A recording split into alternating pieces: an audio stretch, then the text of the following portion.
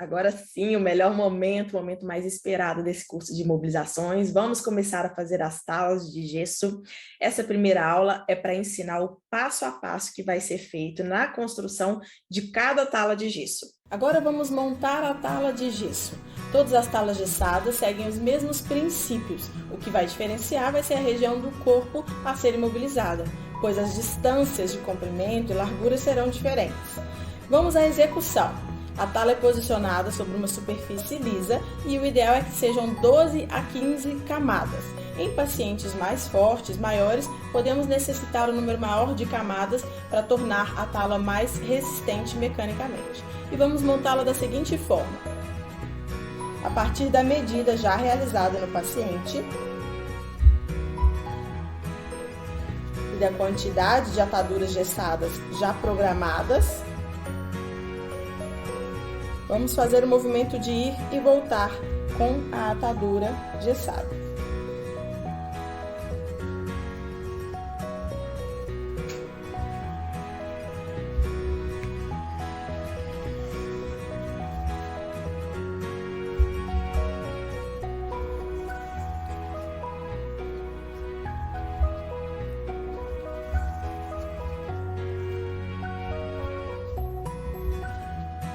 Sempre respeitando os dois limites, as duas extremidades, tentando adequar ao máximo esse tamanho. Temos aqui então a montagem da nossa tala. O próximo passo é molhar o gesso. Vamos submergir todo o gesso, segurando as duas pontas, as duas extremidades. E depois de toda a tala umidificada, toda a tala molhada, vamos tirar o excesso de água. Vamos esticar essa tala sobre o algodão já posicionado, aberto sobre a mesa. Vamos alisar essa tala, tirar todo o ar que existe dentro dela e regularizar as suas superfícies para que não machuque o paciente. E vamos cobrir essa tala com o algodão ortopédico, de forma que ela vai ficar totalmente protegida com o algodão. Temos aqui a nossa tala de gesso montada, pronta para encaixar no paciente. Lembrando que essas imobilizações, as talas de gesso, elas podem ser utilizadas ali no ambiente de unidade de pronto atendimento, no hospital, como uma forma de tratamento temporário ou um tratamento definitivo. Então, vai depender da patologia que o nosso paciente tem para a gente indicar essas imobilizações.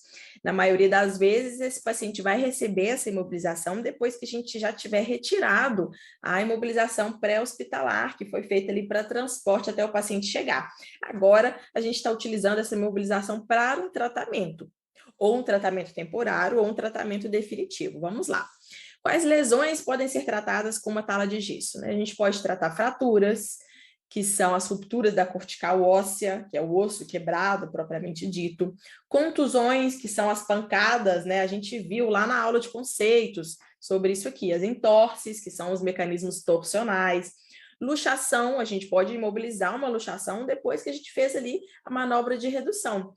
A gente pode imobilizar um ombro luxado até ele chegar no hospital? Sim, mas aí nesse caso seria imobilização feita no ambiente pré-hospitalar. Agora que ele já está aqui, a gente vai fazer essa redução e a gente vai imobilizar esse paciente depois de fazer a redução daquela luxação. Estiramentos musculares mais graves podem necessitar de imobilização, ou então pacientes que estão ali em pré-operatório, aguardando a cirurgia, ou pacientes em pós-operatório, que já operaram, mas a gente deixa uma imobilização ali no pós-operatório, ou para manter aquele alinhamento do membro, ou para conforto do paciente, para reduzir dor. Então, a gente pode utilizar essas imobilizações em diversas situações, elas são ali companheiras fiéis do ortopedista. Quais são as vantagens da imobilização da tala de gesso? Ela vai reduzir a dor do paciente, ela vai evitar a piora da lesão, ela facilita a realização de radiografias. Em alguns casos, ela pode atrapalhar a visualização de alguns detalhes na radiografia. Aí, nesse caso, o médico tem que solicitar que a radiografia seja feita sem a tala, sem a imobilização, porque em alguns momentos a gente pode querer analisar alguns detalhes mais específicos ali de alguma articulação e a gente pode pedir para retirar aquela imobilização. A tala de gesso ela pode ser utilizada até o momento que o paciente vai fazer a cirurgia. Então, eu tenho uma fratura de antebraço, por exemplo, que foi o exemplo que a gente deu na outra aula também. Tenho aqui a deformidade, eu não vou deixar o paciente com o braço aqui solto, sentindo dor. A gente vai fazer uma imobilização, a gente vai fazer essa imobilização incluindo uma articulação mais distal e uma articulação mais proximal, e o paciente vai ficar com aquela imobilização até o momento da cirurgia, no qual a gente retira essa imobilização, faz a cirurgia, coloca placa, parafuso e depois finaliza ali com um curativo. Em alguns casos, pode ser necessário pôr a imobilização no pós-operatório também. E também pode ser utilizado como tratamento conservador. Por exemplo, um paciente tem uma fratura de úmero, diafisária, a gente pode colocar a pinça de confeiteiro, a gente pode colocar a tala pendente e ele pode utilizar essa tala como o tratamento definitivo dele. Vai ser tratamento conservador, que é o tratamento não cirúrgico. Então, vocês viram aqui que a gente utiliza a tala em diversos momentos. E o gesso, né, que é o responsável, que é o material que a gente vai utilizar para fazer a tala de gesso, ele foi introduzido aí em 1852, então já tem muito tempo de uso, já é muito conhecido, e ele é constituído por sulfato de cálcio. O pozinho do sulfato de cálcio, ele é impregnado ali nessa malha, essa malha de algodão, e por isso que ele consegue vir se apresentar para a gente nesse formato aí de rolo. E aí, com esse rolinho, a gente consegue fazer tanto a tala de gesso, quanto o gesso circular, que envolve ali todo o braço. A gente vai entender melhor esses detalhes nas próximas aulas. O processo de secagem desse gesso, depois que ele é molhado e moldado, é uma reação exotérmica, então vai liberar calor. Então, depois que a gente faz uma tala ou um gesso, o paciente vai sentir ali que esquentou o braço, e é justamente o processo daquela tala de gesso ou daquele gesso se endurecer. Ele vai secando, ele vai se endurecendo e tomando o formato definitivo que a gente deseja. Existem ataduras gessadas de diversos tamanhos, de diversas larguras, que vão ser escolhidos de acordo com a região do corpo que vai ser imobilizada. Então, se eu vou fazer a imobilização de um punho de uma criança, eu vou utilizar uma largura. Se eu vou fazer a imobilização de um tornozelo de um adulto homem, eu vou utilizar outra largura de imobilização. Então, aí vai de acordo com o que a gente deseja, esses tamanhos a gente vai ver nas aulas específicas de cada tipo de imobilização. Então, agora sim, vamos para o passo a passo. A gente fez aqui uma divisão em 7 etapas, em 7 passos, e a gente vai seguir cada um deles nos próximos slides. A primeira coisa é separar o material. A gente não pode deixar aquele material ainda no armário sem separar, porque quando a gente faz o gesso, ele tem um tempo rápido de secagem para ele se endurecer. Então, tem que estar tudo ali sistematicamente montado, organizado, material separado, para a gente fazer em ordem exata a montagem dessa tala. Então, a primeira coisa é, sim, separar o material que você vai desejar dos tamanhos que vai ser preciso. Depois, a gente vai proteger a pele e o membro do paciente. Terceiro, fazer a medida ideal daquela tala, já já a gente vai entender como é feito. Preparar a tala, propriamente dito, molhar o gesso, molhar a tala ou o gesso, montar no corpo do paciente, encaixar no corpo do paciente e, por último, a gente vai aplicar enfaixando essa tala, enfaixando essa imobilização. Então, vamos lá. No primeiro, a gente vai separar o material. Qual material vamos precisar? Vamos precisar de luvas de procedimento, não precisam ser luvas estéreis. Atadura gessada, que é o rolinho com o gesso impregnado na malha, a gente chama de atadura gessada. Atadura crepom, que é a faixa. Aí a gente tem alguns exemplos. A gente tem o exemplo de atadura de 10 centímetros com a fitinha vermelha e com a fitinha azul. Isso que vai diferenciar é apenas a marca, né?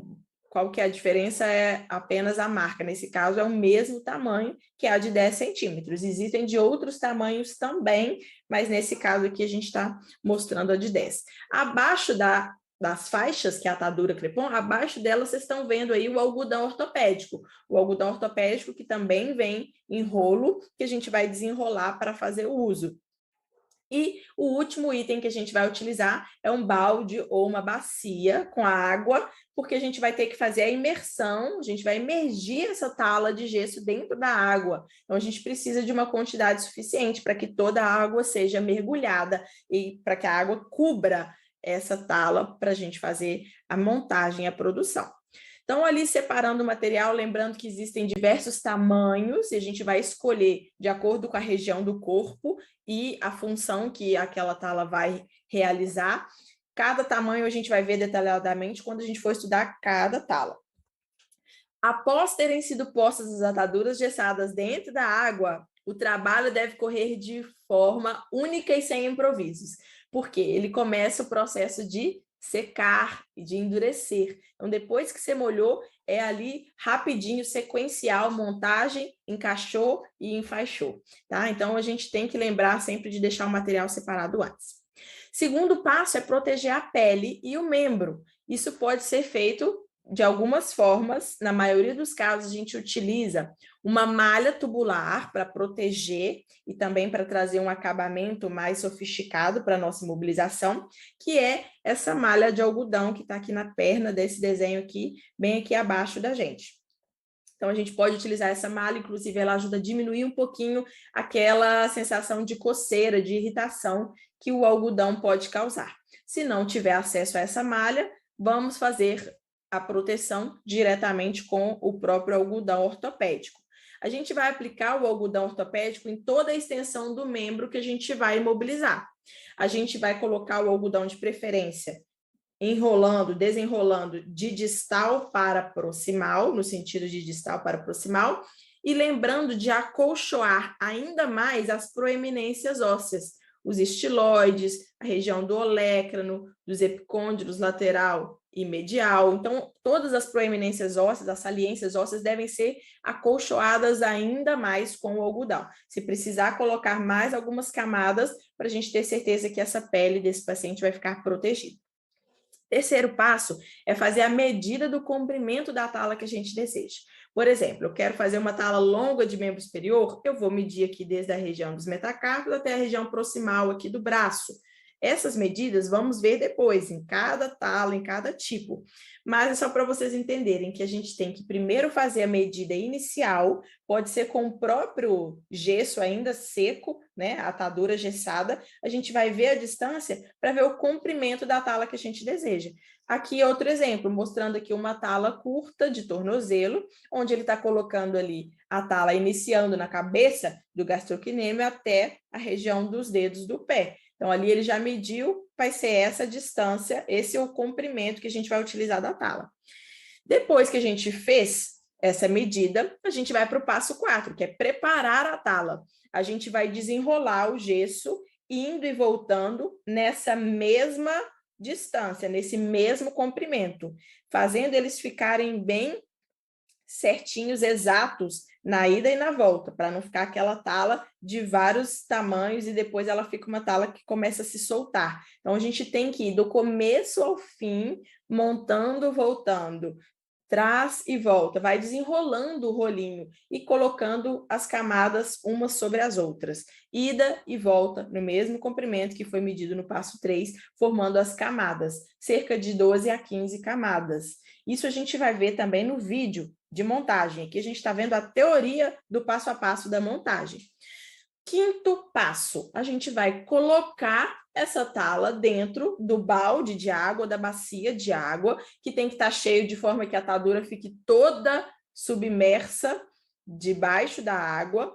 E a gente tem que segurar essa tala nas duas extremidades para ela não se perder e não se desfazer. Senão aquelas dobras que a gente fez, elas começam a se soltar. Então a gente vai fazer essa imersão da tala dentro da água, segurando as duas extremidades. É isso que minha mão está fazendo nessa foto. Eu estou segurando as duas extremidades da tala, eu vou afundar ela toda dentro da água, e essa água a gente utiliza geralmente em temperatura ambiente. Em alguns casos, alguns médicos gostam de utilizar água quente para acelerar o processo de secagem e de endurecimento do gesso. Mas não são todos os lugares que a gente tem uma água aquecida para fazer isso, e também quando a água é muito quente, ela corre o risco de liberar ainda mais calor na sua reação exotérmica e pode queimar o paciente. Então, tem que ter muito cuidado. Então, por via das dúvidas, o ideal é utilizar ali água em temperatura ambiente. A gente vai deixar essa tala toda submersa até cessar as borbulhas. Então, a gente vai deixar entrar água em todas as camadas, entre todas as camadas. Cessaram as borbulhas, cerca de 5 a 10 segundos, a gente vai poder retirar essa tala da água. E aí a gente retira o excesso de água, então a gente aperta uma mão contra a outra, fechando ali todo aquele material de gesso, retirou, estendeu, esticou de novo aquela tala, não soltando as extremidades do início ao fim dessa montagem. E se utilizarmos água quente, como eu disse para vocês, acelera a secagem do gesso. Agora o sexto passo, a gente já molhou, agora a gente vai colocar essa tala em cima de uma superfície, de preferência já em cima do algodão ortopédico que a gente abriu, para a gente poder alisar essa tala, alinhar essa tala e cobrir com algodão para levar e encaixar no paciente. Então aqui a gente está montando a tala de gesso fica no centro e em volta vai o algodão, como se fosse um sanduíche. Em volta vai o algodão para proteger e no centro a tala de gesso. Agora sim, o sétimo passo, vamos aplicar a tala no paciente e enfaixar. A gente vai colocar o membro na posição que a gente quer, ou, por exemplo, flexão de cotovelo de 90 graus, em pronação, supinação ou em neutro do antebraço. Eu vou posicionar o paciente daquele jeito, por isso que a gente precisa de auxiliares para nos ajudarem a segurar o paciente naquela posição. Então, a gente coloca o paciente na posição e vem encaixar aqui a nossa tala. A gente vai iniciar esse enfaixamento da região distal para proximal. E a tala geralmente vai na extremidade posterior do membro. Existem algumas exceções? Existem. Por exemplo, a gente pode utilizar talas na extremidade volar do membro ou na extremidade dorsal, por exemplo, para imobilização de fratura de metacarpo. Mas, no geral, a gente coloca as talas de gesso na região posterior do membro, tanto o membro superior quanto o membro inferior. Então, a gente vai fazendo uma compressão uniforme de distal para proximal, enfaixando e segurando ali a tala junto ao corpo do paciente. Não aplicar a faixa nem muito pressionada para não segurar a vascularização do paciente, não fazer garroteamento, nem muito frouxa, senão ela não vai manter a estabilidade que a gente deseja com aquela imobilização. Cerca de 20 a 30 minutos depois, a tala já secou, já fez a reação exotérmica, já ficou ali quentinha e já começou a endurecer. Inclusive, se a gente der um soquinho assim na tala depois de 20 a 30 minutos, ela já está bem dura. A gente já consegue, inclusive, escutar um barulhinho assim, como se a gente estivesse fazendo uma percussão em uma estrutura rígida. Lembrete, o gesso nunca é aplicado, a atadura gessada nunca é aplicada direto na pele, ou vai ter ali a malha tubular, o algodão, o acolchoamento, tá? Nunca direto na pele. Proteger essa pele ou com a malha tubular e algodão, ou só o algodão, se você não tiver a malha tubular. Acolchoar ainda mais proeminências ósseas. Acolchoar ainda mais quando tiver risco e previsão de inchaço, para você não ter risco de acontecer uma síndrome de compartimento, que é uma das urgências ortopédicas. Não apertar muito forte, enfaixar da extremidade para o centro, ou seja, de distal para proximal, e nunca manter a imobilização além do tempo recomendado.